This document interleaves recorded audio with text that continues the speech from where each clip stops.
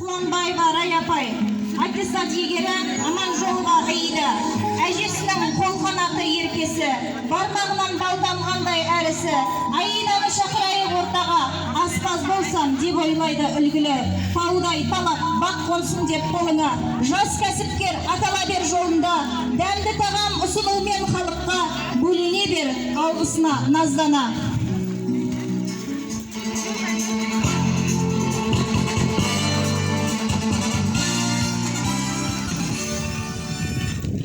Құрметті ұстаздар, құрметті ата-аналар, құрметті Алтын Ұя мектебін бітіргелі отырған біздің шәкірттеріміз, сіздердің барлықтарыңызды бүгінгі мерекелеріңізбен шын жүректен құттықтаймын.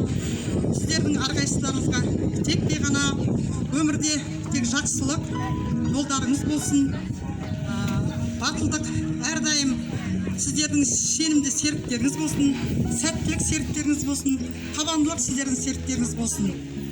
Ал